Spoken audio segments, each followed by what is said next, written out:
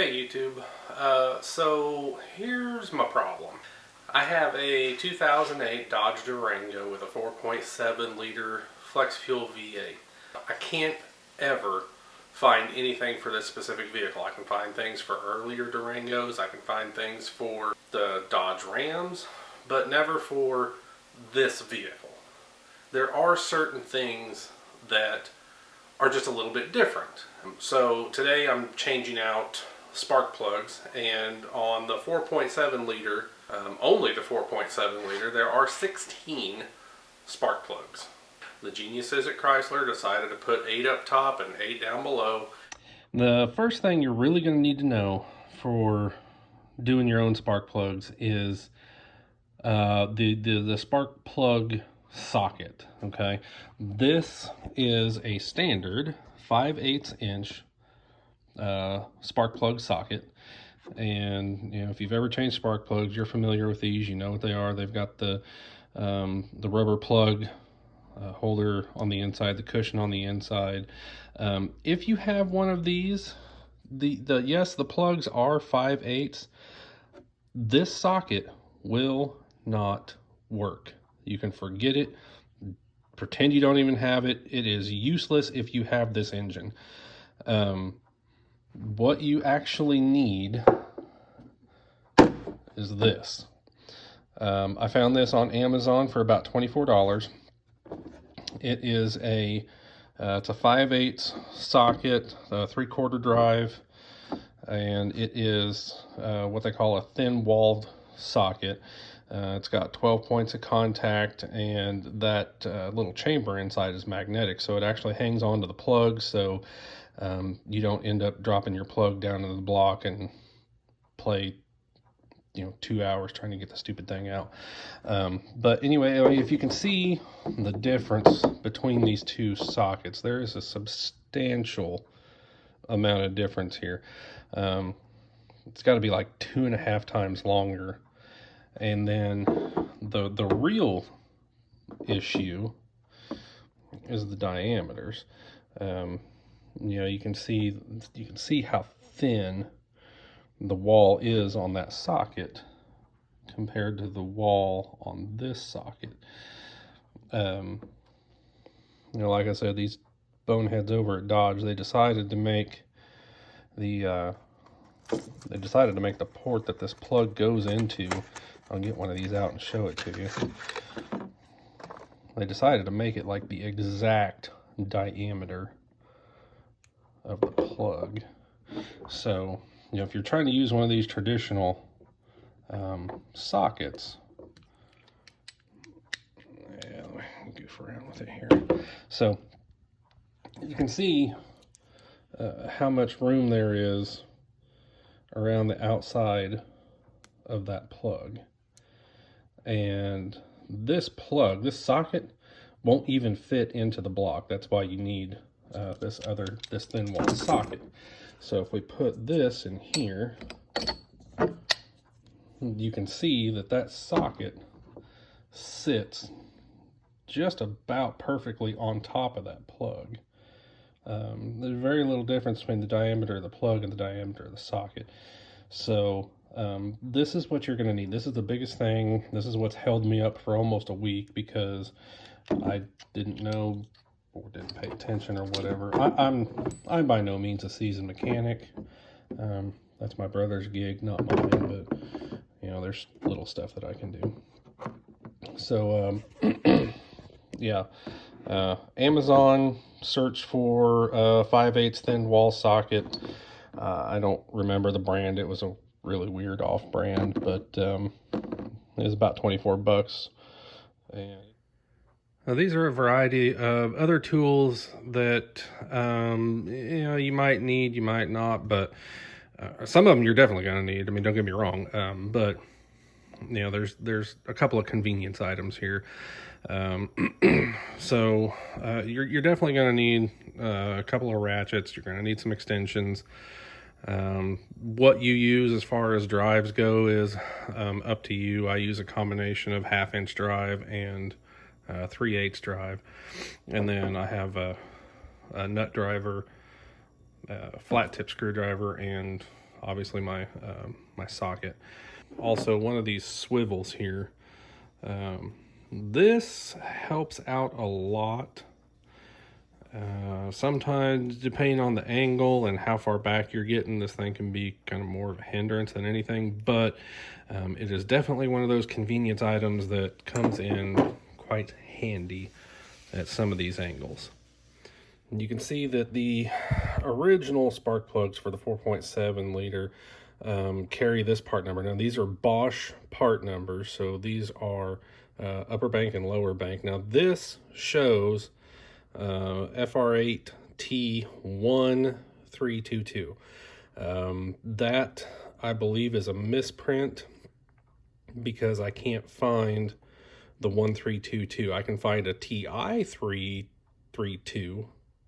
Yeah, I think I said that wrong a couple times. Anyway, so I think that one is a misprint. So when you go looking for your spark plugs, it's a TI332. Now, also, I had an extremely difficult time finding these Bosch plugs. However, on accident, I was fully prepared to buy a replacement plug from another provider. However, I did manage, let's see if it's on here or not. Yeah. So I did manage to find the Bosch FR8TE2. So these are the top plugs.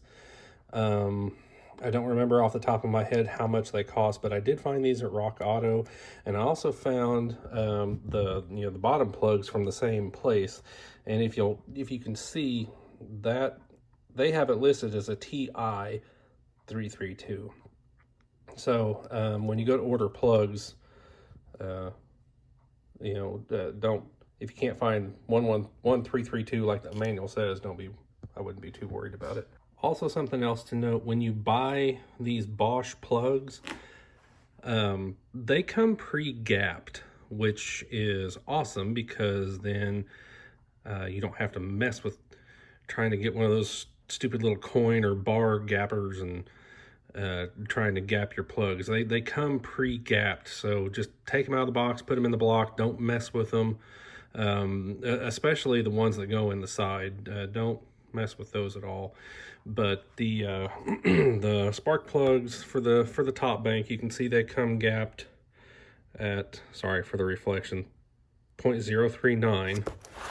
And we can go in here to the manual, and you can see that on the 4.7 liter gap 039. So they come pre-gapped, so you don't have to mess with it at all. Just out of the box, straight in the block.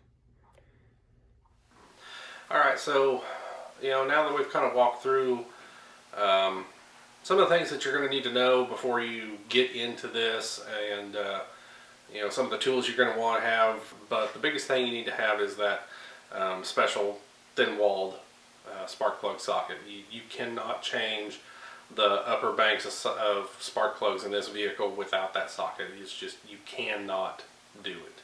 So now that we've talked about all of that, and you've seen the tools, you've kind of seen some of the processes of getting into it, let's go ahead and get in and change the center bank of plugs and kind of show you what goes on into that.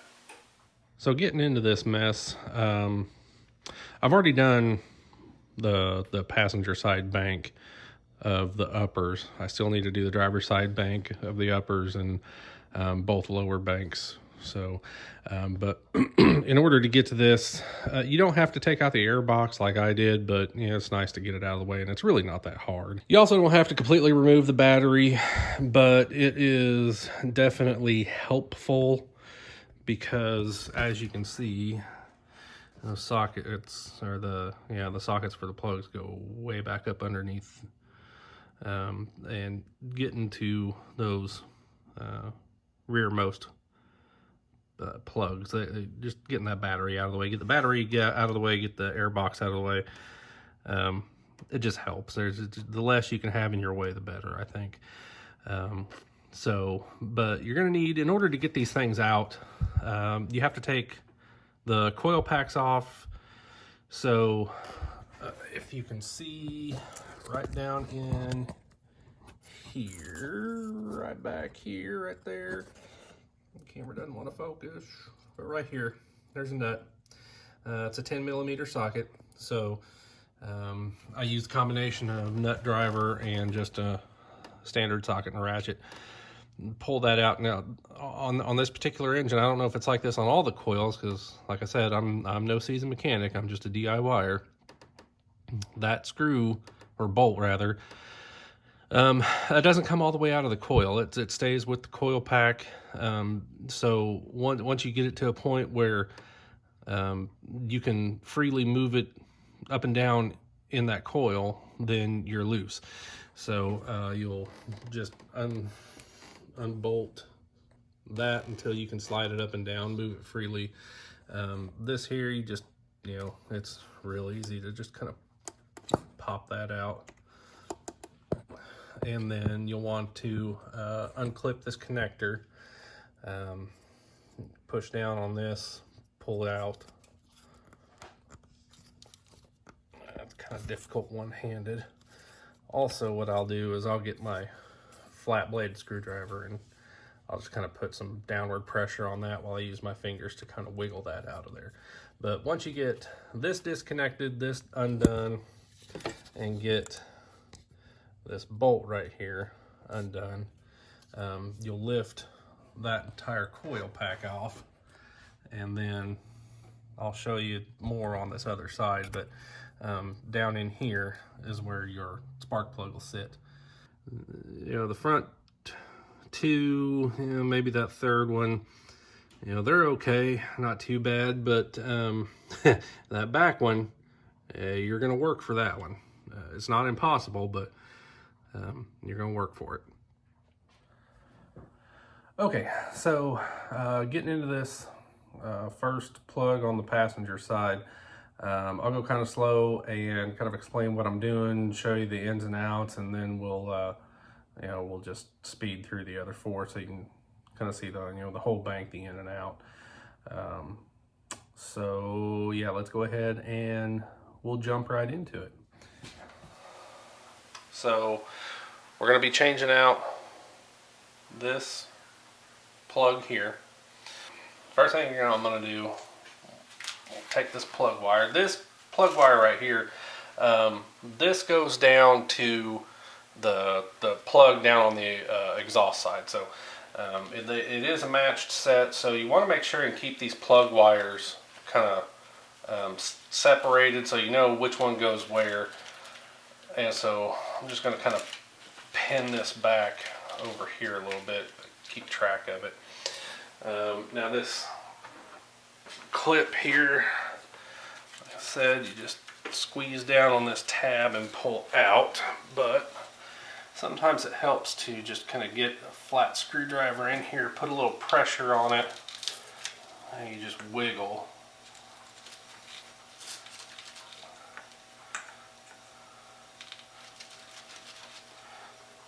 Yeah. There we go. Okay. Now these are pretty short. They don't really go too many places, so we don't really have to pin that back anywhere. So now we've got the connecting plug wire out, and you've got that wiring harness out. Now, or that 10mm bolt. So we're going to go ahead and get that out.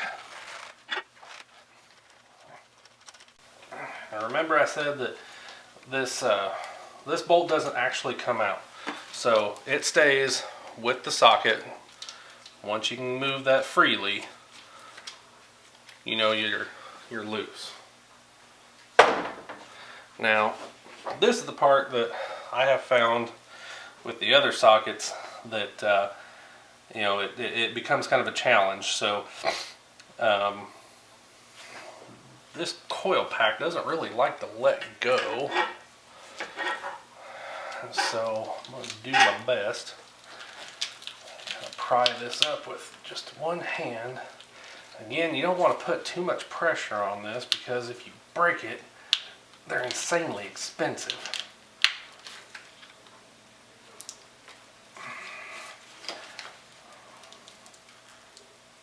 There she goes. All right. So, here's coil pack. This is what's responsible for firing your engine, obviously. Spark plug attaches down here. This little rubber boot, typically, you know, I look inside of it and you can kind of see where some of the old dielectric grease is in there. Probably what sticks, but you know, here's this bolt that I was talking about. This doesn't leave the coil pack, so once you can move this up and down freely, you know it's you can pull it right out. I keep these in order. I honestly don't know if it matters. Probably does. Like I said, I'm not a regular mechanic. You know, that's my brother's gig, not mine. But I keep these in order. So as you're doing this, I set mine on my bench behind me, but I keep it in order. How I take it out, I know exactly what port these came out of. I said I was going to show you what I was talking about, why you need this. So let's go take a look at that real quick. Okay, so looking down inside this block, you can see this socket fits exactly in that port right there. See, this thing, it does not have a whole lot of clearance. And if you try and put that other socket on there, there's just a standard 5/8 spark plug socket, it will just sit right on top of that flange and it will go absolutely nowhere. Regular ratchet and extension.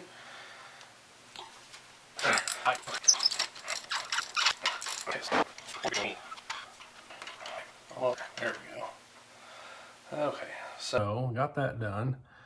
It's pretty clean, but like I said, this socket is magnetic, so that plug is not going to fall out of there, which is really nice because that means you can take your time inserting it into the block, and when you're pulling it out of the block, you're not going to leave the plug in the block. So really nice. But you know, there's generally some dielectric grease, old stuff that's left on the end of these plugs, which over time, that's what makes that coil pack so hard to get off of this plug. So, but old one out, let's get the new one in. Okay, so got the old plug in our socket here. Let's see here. There's a new plug. Get these new plugs, have this little paper around the end of it protecting it. Also, one thing to note, these plugs have this little washer around it. Okay? When you're taking these plugs out, make sure that washer comes with it. And when you're putting your new plug in, make sure that washer is on there. And you can't really see it, but these are kind of like, they're beveled, and that bevel should be facing up towards the end of the plug, so it should be facing that way. Doesn't really help with like sealing or anything like that, but it does help seat it into the block once you get there. So anyway, what I like to do, take my plug, put it in my socket, and then I have some of this anti-seize high temperature with copper in it, and I'll just put some just right around the threads here. Not a whole lot. Drop my old plug in the box, set it aside. Hang on to my old plugs, at least for a little while, just if something does go wrong, then I've got, you know, pull that out, put the old one back in. I got something to fall back on until I can figure out what I'm gonna do. So yeah, this is ready. Got my anti-seize back on it. Like I said, these are pre-gapped. So, you know, if you have one of these little dudes, don't use it. Forget about it. Don't worry about it. For this particular engine and vehicle, these plugs are pre-gapped, so there is nothing to do. I did check, just for posterity, I checked the other ones, and you know, they're exactly where they should be. They are what they're supposed to be per the manufacturer specs, 0.039. So they are where they should be. Don't touch them, don't gap them, don't do anything with them. Just out of the box, into the block. So let's go into the block.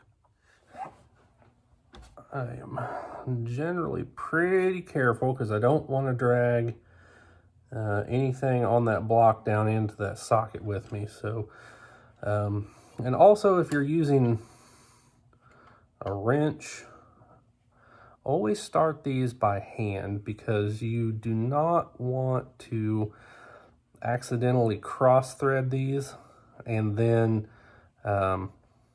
really put weight and torque behind that. And I mean, you'll strip it out, you'll really mess it up. Will cost a ton of money to get that all sorted out. So if you're using any kind of, you know, power drill or driver or anything of that nature, always start these things by hand, because you do not want to strip these out.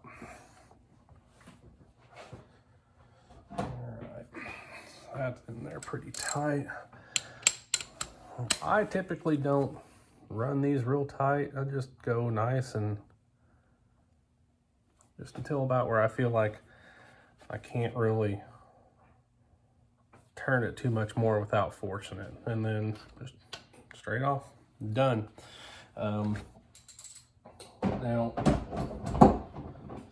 because of how the other plug wires and the other coil packs are kind of in the way, more or less.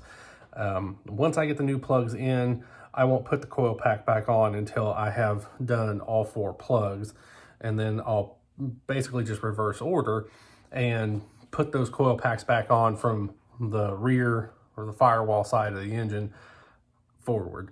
And so I'll take them out, do them, and then put the coil packs back on as I finish out. Just like I said with the other side, it keeps everything out of the way, and the less things you have to fight and fiddle with doing this, less things that you have to try to work around, the easier it's going to be for you.